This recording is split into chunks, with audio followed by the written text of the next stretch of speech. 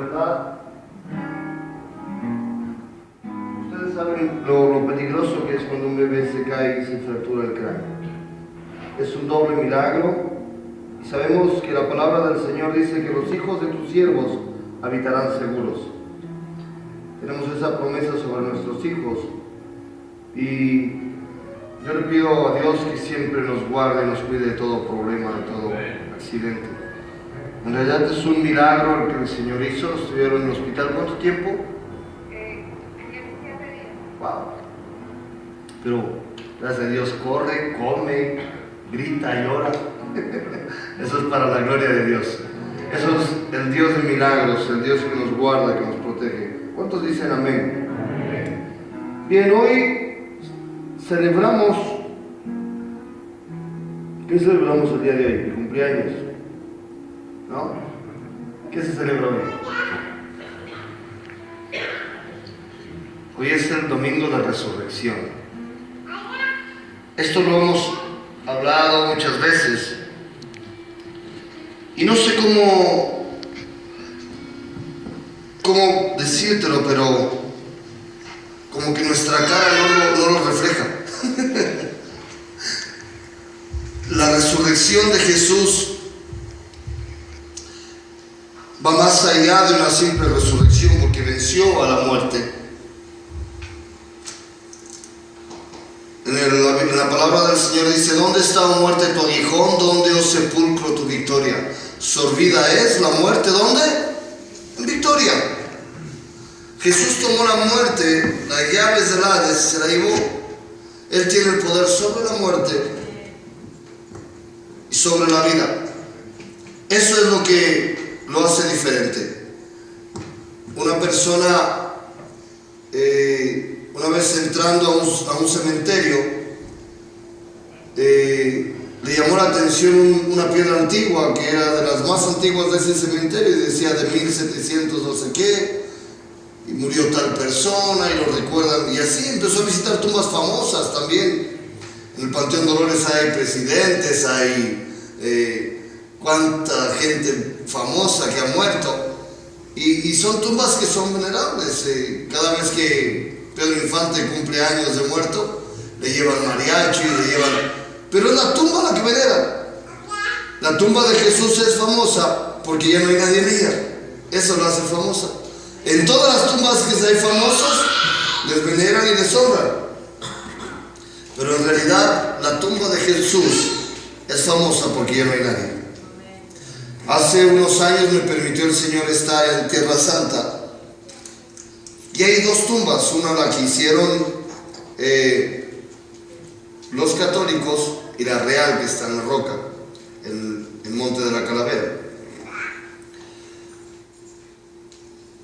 Y con una se ha hecho negocio, se deja ofrendas, tocan la piedra, piden milagros, dejan rosas, pero la real casi nadie la visita.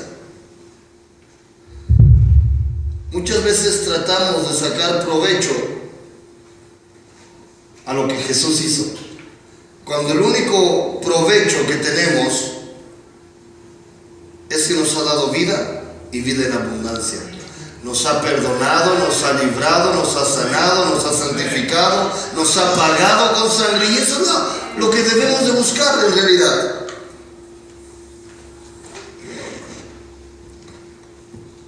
Pero hoy quiero hablarte de otra persona, de José. Quiero hablarte de José de Arimatea. Así que, ¿por qué no inclinas tu rostro y oremos al Señor? Padre, te damos gracias, Señor, por esta tarde. Te pido, Señor, que tu palabra ministre a nuestras vidas, a nuestros corazones, y hoy nos hagas entender, Señor, lo que tú tienes para nosotros. Te pido, Señor, en el nombre de tu Hijo amado, que hables y ministres tu palabra, que deposites esta semilla y nos hagas entender sabiduría, Señor. En el nombre de Jesús te damos la gloria y la honra. En el nombre de Jesús. ¿Puedes decir amén? Amén. Amén. En el libro de Juan, capítulo 19, versículo 38 al 42, si quieres buscarlo conmigo.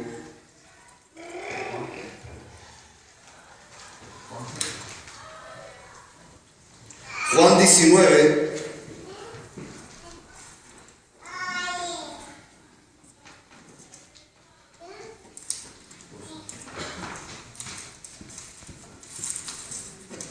Capítulo 38 al 42. Dice: después de esto, José de Arimatea, que era discípulo de Jesús, pero secretamente, ¿cómo? Por medio de los judíos, rogó a Pilatos que le permitiese llevarse el cuerpo de Jesús. Y Pilatos se lo concedió. Entonces vino y se llevó el cuerpo de Jesús. También Nicodemo, el que antes había visitado a Jesús de noche, vino trayendo un compuesto de mirra y de aloes. Como 100 libras tomaron pues el cuerpo de Jesús y lo envolvieron en lienzos con especias aromáticas, según es costumbre sepultar entre los judíos. Y en el lugar donde había sido crucificado había un huerto, y en el huerto un sepulcro nuevo, en el cual aún no había sido puesto ninguno. Ahí pues, por causa de la preparación de la Pascua de los judíos, y porque aquel sepulcro estaba cerca, pusieron a Jesús.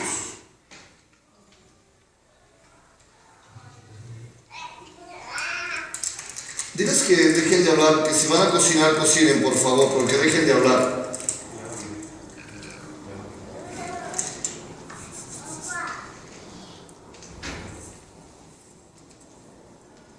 Hemos hecho memoria de todo esto, que el Señor tomó la cena, después fue en el huerto, oró, fue maltratado, fue golpeado, lacerado, después fue crucificado, después de la crucifixión fue muerto, y después de la muerte llegó a la tumba. Pero me llama la atención lo que José de Arimatea y Nicodemo fueron a hacer. En los otros evangelios, en Mateo capítulo 27, 57, lo voy a leer. Voy a pedir paciencia porque voy a tener varias lecturas el día de hoy.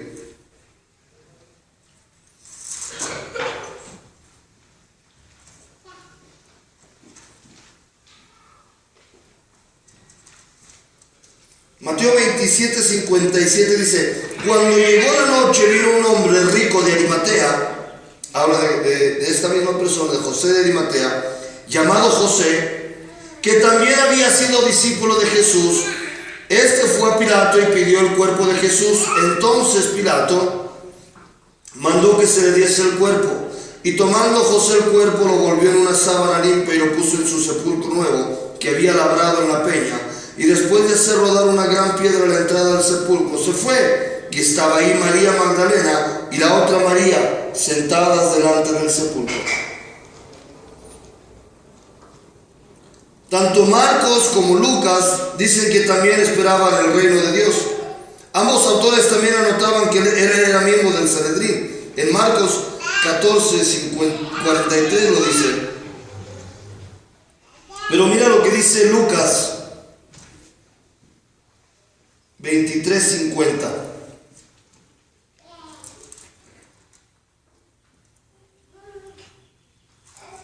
El Sanedrín es la junta que se había hecho para crucificar a Jesús, para buscar algo de donde tenían que buscarle algún problema, alguna situación que iba en contra de la ley para poder crucificarle. Y en Lucas 23, 51 dice: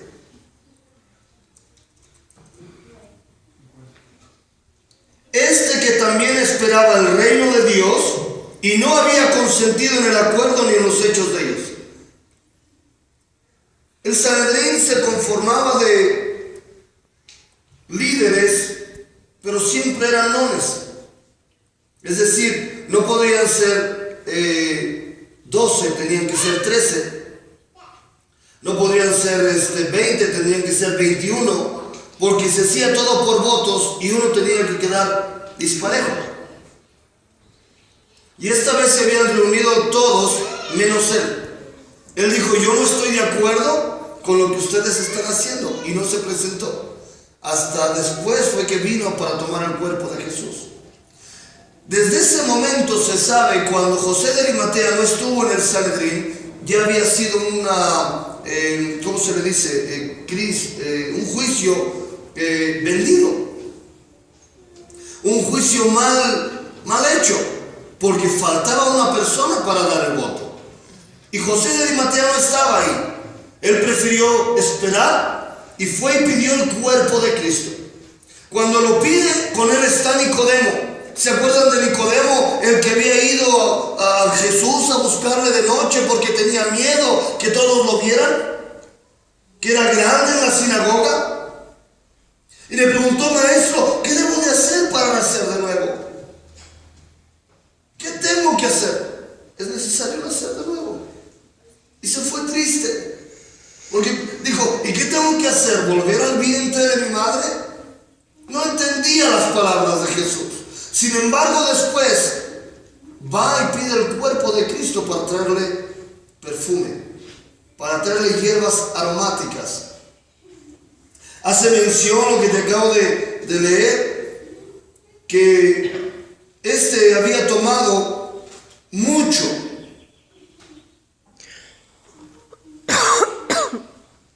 Las mismas circunstancias que causaron que los discípulos que habían proclamado abiertamente Jesús huyeran repentinamente de él, tuvieron el efecto contrario en este José, que solo lo seguía secretamente.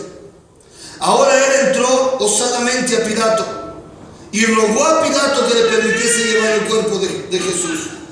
Qué raro que los discípulos, estando con Jesús, uno no se acercó, Juan no se separó, pero lo dejaron en la cruz abandonado y nadie pidió el cuerpo de Cristo, sino José de Arimatea, quien lo había seguido secretamente. Para que nadie se diese cuenta, él va y pide a Pilato el cuerpo. Las especies aromáticas de Nicodemo se une a un compañero en el funeral de Cristo trayendo aproximadamente 100 libras romanas, un compuesto de mirra y aloes, puesto que la libra romana tenía solo 12 onzas comparado a las nuestras, de 16 onzas. 100 libras romanas serían el equivalente a 70 libras en nuestra actualidad. Según León Morris, era la costumbre poner especias de este tipo en las sábanas que rodeaban el cuerpo. Así es que Nicodemo estaba cumpliendo con un simple gesto de cortesía. Sin embargo, lo que era raro era la cantidad. Esta no era la cantidad normal de ungüentos usados en un funeral. A la misma vez, si todo el cuerpo hubiese sido cubierto con las especies aromáticas, las 70 libras no hubieran sido excesivas en vez de ser la cantidad necesaria para un funeral común. Esta era la cantidad que se usaba en un funeral real. La cantidad que trae Nicodemo para ponerle a Jesús solo se usaba para los reyes. No a cualquiera se le ungía de esa manera. A lo mejor se le echaban perfumes con el arte del perfumista, pero no tantas hierbas, tanta libra, tanto perfume. Eso solo lo hacían con un rey. Y esto lo podemos encontrar en el segundo libro de Crónicas, en el capítulo 16, versículo 14, cuando lo hicieron con el rey Asa. La palabra del Señor dice: y lo sepultaron en los sepulcros que había hecho para sí en la ciudad de David, y lo pusieron en un ataúd, el cual llenaron de perfumes y diversas especias aromáticas preparadas por expertos perfumistas, e hicieron un gran fuego en su honor. ¿Por qué fue perfumado el cuerpo de Cristo como un rey? Cuando todos decían, por eso lo crucifican, porque se llamaba el rey de un reino que estaba proclamando. Hablaba que Dios había venido, había mandado a su hijo, y ese fue el problema, porque él se decía el hijo de Dios. Pero después, tanto Nicodemo como José de Arimatea lo toman el cuerpo y lo tratan como un rey. Lo preparan en esa sábana, pero no es la única vez que el cuerpo de Cristo es perfumado.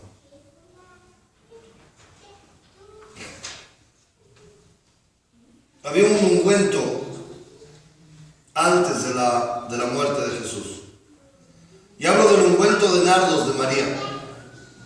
María, la de Betania. Sin embargo, mientras los ungüentos de Nicodemo aseguraban un apropiado funeral judío, como para un rey, no era la primera vez que Jesús había sido ungido en su funeral. Juan anota anteriormente que cuando Jesús vino a Betania, María tomó una libra de perfume de nardo puro, de mucho precio, y ungió los pies de Jesús, y los enjugó con sus cabellos, y la casa se llenó del olor del perfume. Juan capítulo 12, versículo 3. Cuando los discípulos se quejaron del exceso, entonces Jesús dijo: déjala, para el día de mi sepultura ha guardado esto. Y nadie lo entendía. Mateo incluso lo va explicando mejor. Si puedes abrir tu Biblia en el libro de Mateo, capítulo 26, del 6 al 13. Quiero que alguien lo lea. Mateo 26, del 6 al 13. Si no tienes Biblia, dime y el otro domingo regalamos. ¿Verdad, Marco? Ya habíamos quedado.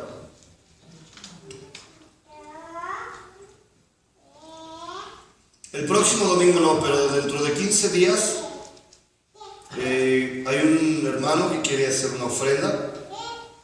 Pero siempre y cuando esta Biblia la leas y la pongas en tu corazón y la medites de día y de noche.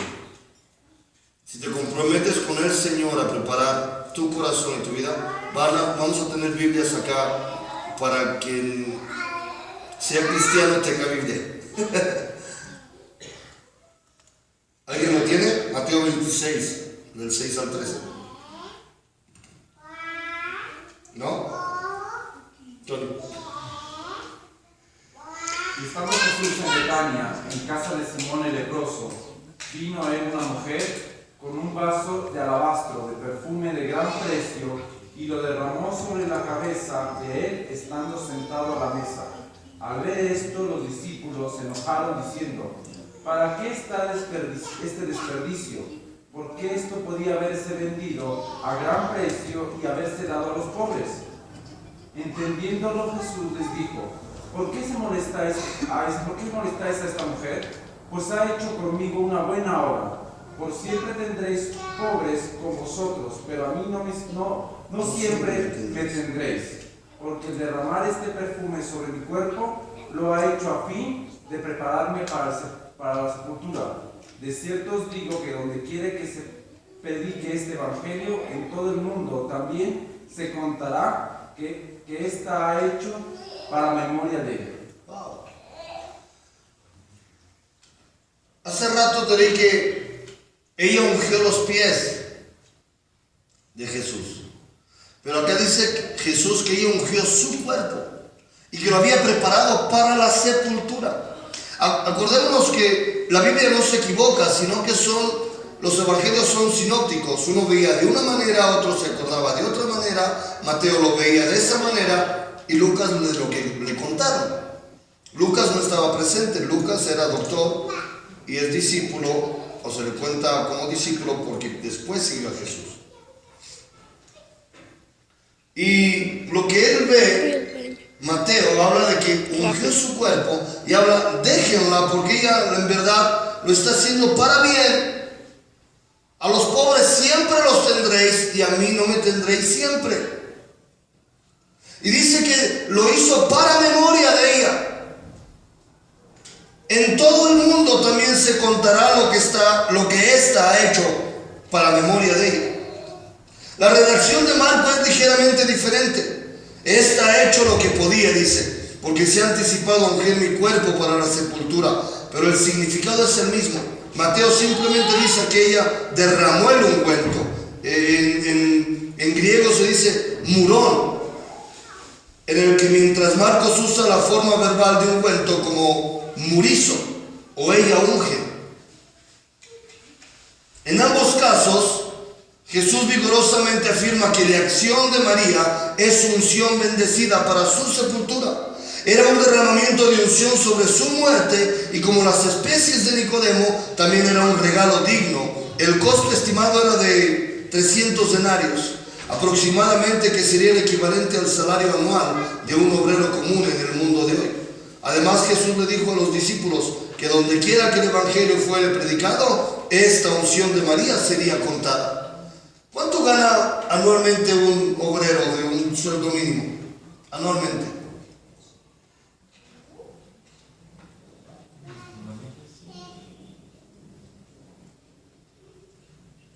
No hay que orar por obreros aquí en la iglesia.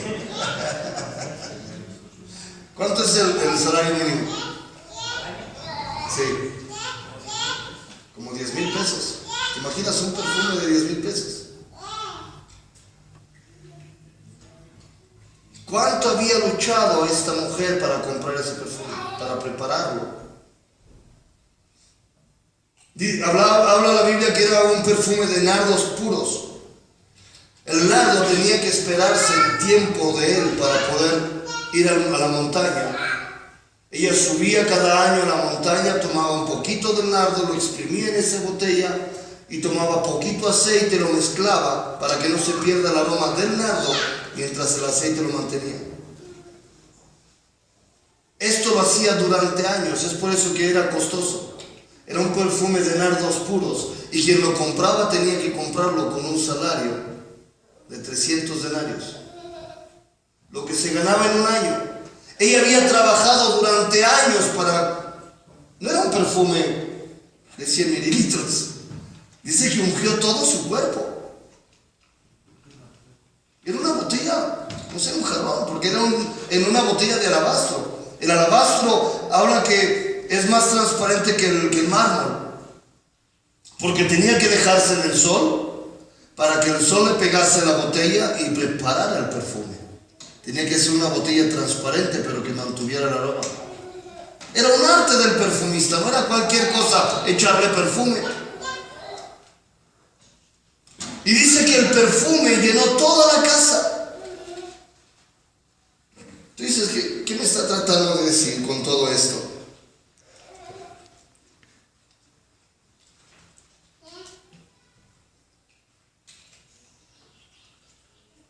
Que el cuerpo de Cristo ya no está muerto. Y que tú y yo tenemos que perfumar al Rey para que sea levantado, para que sea exaltado. Cuando tú y yo empezamos a adorar, cuando tú y yo empezamos a poner a Jesucristo como Rey en nuestras vidas, porque Nicodemo había traído la cantidad más que suficiente de lo que se adoraba a un Rey. Cuando tú pones a Jesucristo por encima de todas las cosas, la casa se empieza a llenar del perfume. ¿Alguien me está entendiendo lo que estoy diciendo? ¿De dónde viene todo esto? Por consiguiente, el verdadero significado de que el Señor haya sido ungido para sepultura debe encontrarse en la Escritura misma. Considere los dos ejemplos dados por Dios a Moisés en el fuego abrasador en el monte Sinaí. Habló en Éxodo capítulo 30, versos 22 al 29, dice la palabra del Señor así. Habló más Jehová a Moisés diciendo: tomarás especias finas de mirra excelente, 500 ciclos, y de canela aromática la mitad, esto es 250. De cálamo aromático 250. De casia 500 según el ciclo del santuario, y de aceite de olivas 1 hin. Y harás de ello el aceite de la santa unción superior ungüento, según el arte del perfumador. Será el aceite de la unción santa. Con él ungirás el tabernáculo de reunión, el arca del testimonio, la mesa con todos sus utensilios, el candelero con todos sus utensilios, el altar del incienso, el altar del holocausto, con todos sus utensilios, y la fuente y su base, y así lo consagrarás, y serán cosas santísimas. Todo lo que tocare en ellos será santificado. Y en el Éxodo capítulo 30, 34 dice: dijo además Jehová a Moisés: toma especias aromáticas, estacte y una aromática, y galvano aromático, e incienso puro, de todo en igual peso, y harás de ello el incienso, un perfume según el arte del perfumador, bien mezclado, puro y santo. Y molerás parte en él polvo fino, y lo pondrás delante del testimonio del tabernáculo de reunión, donde yo me mostraré a ti, y os será cosa santísima. Pero lo que me llama la atención, el versículo 28 dice: el candelero con todos sus utensilios, el altar del incienso, el altar del holocausto con todos sus utensilios, la fuente y su base, así lo consagrarás y serán cosas santísimas. Todo lo que tocar en ellos será santificado. Mira, si el templo de Dios tuvo que ser ungido con perfumes y preparado con aromas especiales, siendo santificadas, para que todo el que pusiese sobre las manos, sobre las cosas santas que el Señor había preparado con perfume, si el cuerpo de Cristo fue preparado con perfumes y especias aromáticas, déjame te digo algo, que si tú llegas y tocas el cuerpo de Cristo, si tú llegas a la cruz de Jesús, si tú hoy te acercas a Jesús, puedes ser santificado, puedes ser glorificado, porque el Señor, como preparó la iglesia, así también preparó el cuerpo de Cristo. Déjame decirte algo, hay una iglesia, hay un cuerpo donde el perfume se está derramando desde la cabeza, porque Cantar de los Cantares dice: amada mía, el óleo está derramándose sobre mi cabeza, en mis manos hay perfume, y el amado está hoy aquí delante de ti para que tú puedas tocarle. Él resucitó, se levantó al tercer día para que tú puedas tocarle y ser libre, ser libre, ser libre por la sangre de Jesús. Si lo que es darle la gloria, alguien me puede decir amén. Hay un cuerpo que tiene que ser purificado, hay un cuerpo que tiene que ser tocado. Todo el que tocare el altar, todo el que tocare los utensilios, también será santificado. Es por eso que Jesús fue. Así Dios dijo a Moisés: ungirás el tabernáculo con el aceite de la unción santa y pondrás el incienso delante del testimonio del tabernáculo de reunión, donde yo me mostraré a ti. El cuerpo de Cristo fue preparado con unción y con perfume, porque quiere mostrarse a ti. El escritor de Hebreos explica que estos sirven a los que figuran sombra de las cosas celestiales. Porque Dios dijo a Moisés: haz todas las cosas conforme al modelo que se te ha mostrado en el monte. Hebreos capítulo 8, versículo 5. El ungir de Jesús para su sepulcro era un ungir del verdadero tabernáculo que fue chocado. En Juan capítulo 1, versículo 14 dice: y Él habitó entre nosotros y vimos su gloria, gloria como la del unigénito del Padre.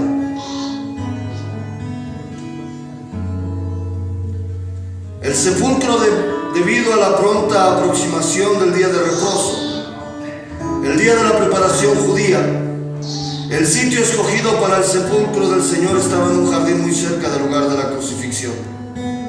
Jesús fue puesto en la tumba que pertenecía a José, la cual era sepulcro nuevo, en el cual aún no había sido puesto ninguno, cumpliéndose así la profecía del profeta Isaías, cuando dice: y se dispuso con los impíos su sepultura, mas con los ricos fue su muerte.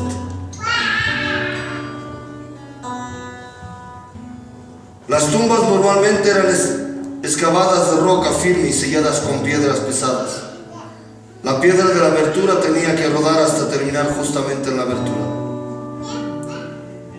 La importancia de la tumba, esta tumba que perteneció al rico miembro del Sanedrín, en la cual ningún cuerpo había sido puesto, es muy significativa. El hecho de que nadie había sido puesto en esa tumba tallada de piedra la hizo especialmente conveniente para que Jesús la usara, ya que la ley judía prohibía que los delincuentes ejecutados fueran sepultados en las tumbas familiares. Así, en la muerte y en el sepulcro de Jesucristo, su señorío fue proclamado. Los discípulos que anteriormente le habían seguido en secreto y en miedo, ahora le seguían valientemente.